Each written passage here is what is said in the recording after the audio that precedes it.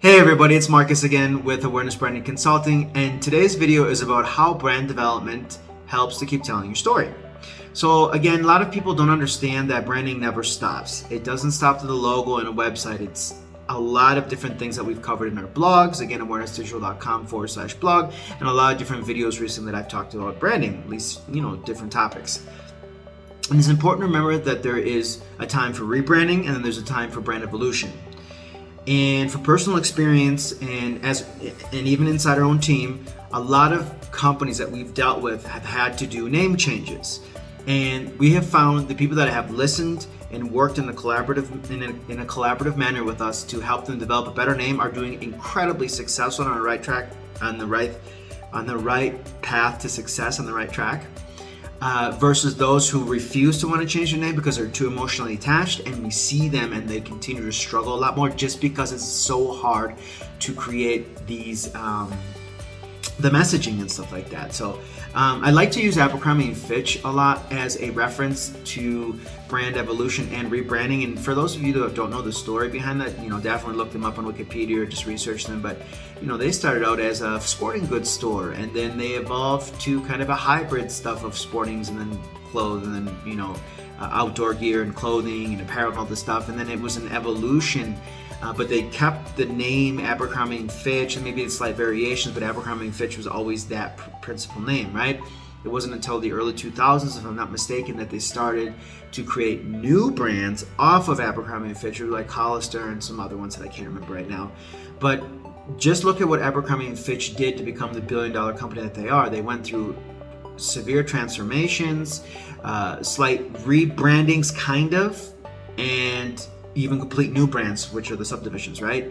As well as changing markets, niches, and everything from sporting goods to the teen, near luxury industry that they became famous for in the mid to late 90s and stuff, and early 2000s and whatnot. So really take a look at that. For me, it's one of the best examples that you can look at in terms of extreme changes while maintaining Abercrombie & Fitch and still kind of maintaining that roots. And you can kind of see in their today's clothing, it still kind of have a little outdoorsy feel to it.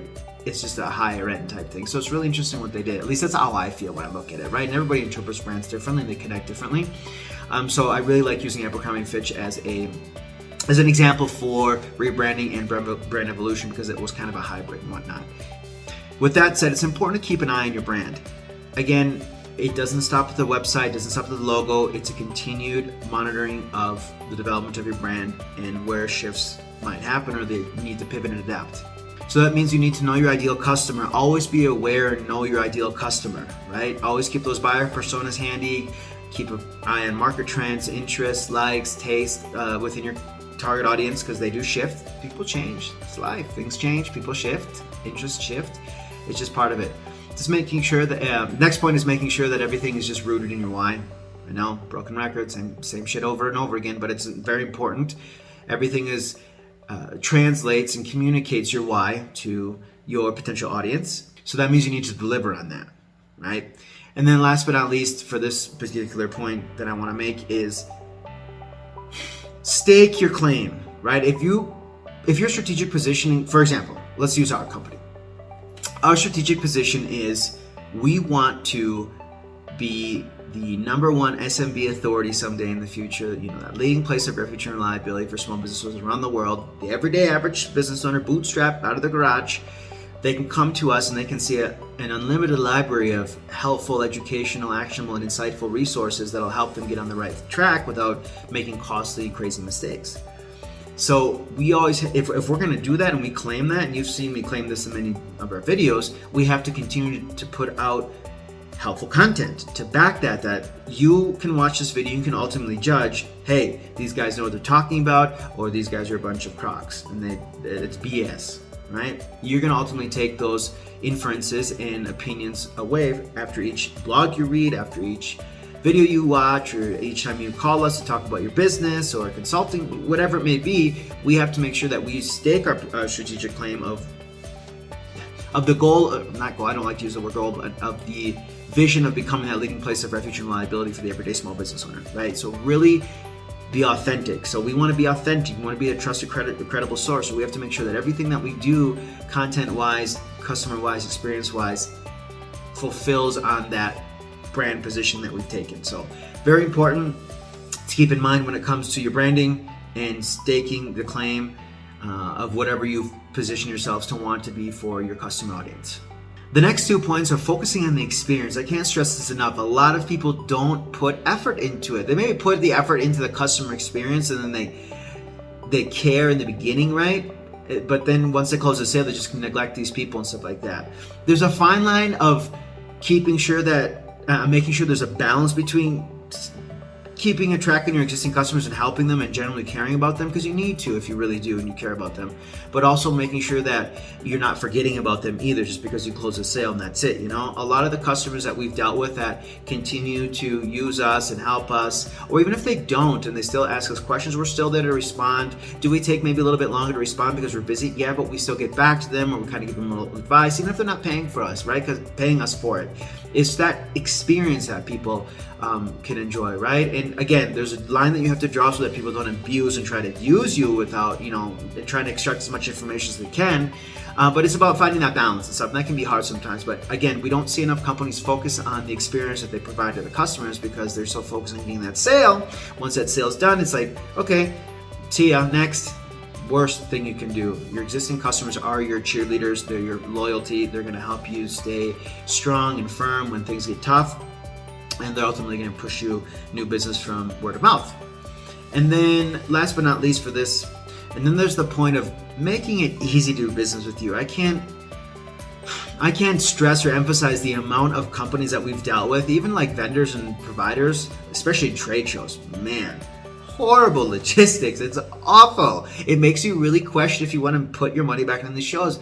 Look, if people are going to do business with you, make it easy, make it seamless, make it enjoyable, make it fun. Because if they have to do broken links, or they actually print out things and scan it and stuff like that, it's just a pain in the ass. This is incredibly stressful. Nobody wants to do business with people like that anymore in the 21st century. So make it fun, make it easy, make it memorable to do business with you. Again, a lot of people do this wrong, and it's important that I mention this point. All right, so moving on. The next section is, if your story changes, so should your brand. And that happens. Again, Abercrombie & Fitch. Even look at just other companies that have had different stories along the way, right? Seizing new opportunities, not being afraid to innovate into new markets and different areas. And then also looking for ways to make an impact, right? As your story changes, your brand also does. And it's okay, stories change, but when you look at the beginnings, you'll always see that the why is still there. Even when a story changes, you have to make sure that it's still rooted in the why.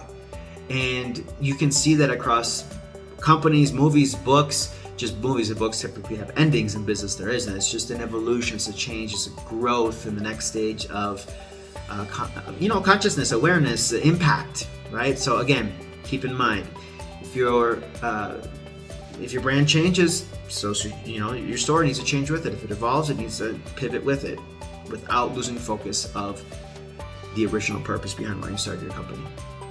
So last but not least, to wrap up this video, there are 7 things that we like to use as, as markers, right? To indicate that something needs to change with the brand, whether it's a complete rebrand or it's just an evolution of the brand. And the first one is, if your vision and business direction changes, huge marker, huge red flag. You need to go back to the drawing board and figure out if you need to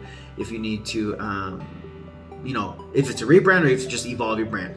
But either way, if you're feeling, if this is happening, one of those 2 things or maybe both have to happen.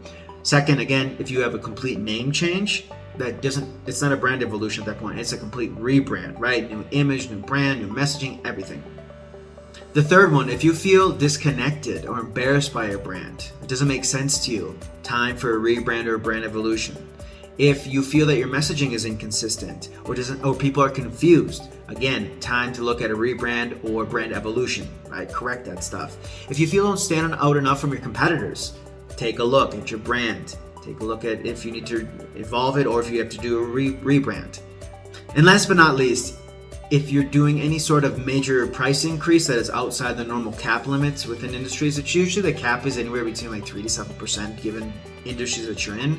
But if you're looking at like a 20%, 30% plus, 50% plus price increase, you have For sure, you're gonna have to look at a rebrand or brand evolution because you're gonna be considered luxury or higher end, and that messaging in your brand has to resonate with those folks for them to want to fork out that extra, the additional funds to want to purchase your service or product.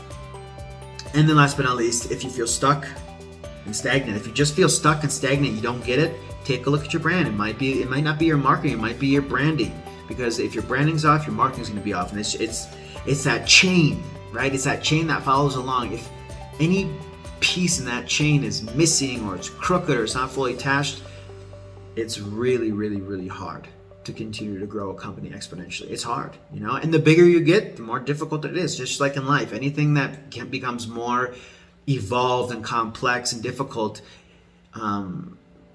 it becomes harder to scale it or make it successful, but it's not impossible. You just have to be on top of things like that. So anyways, hopefully this video was insightful. I really love talking about branding because it's such an undervalued, important pillar to a successful business. And hopefully, as always, we want you to take insightful, educational, helpful, and actionable information away from the videos that we do and the blogs that we provide.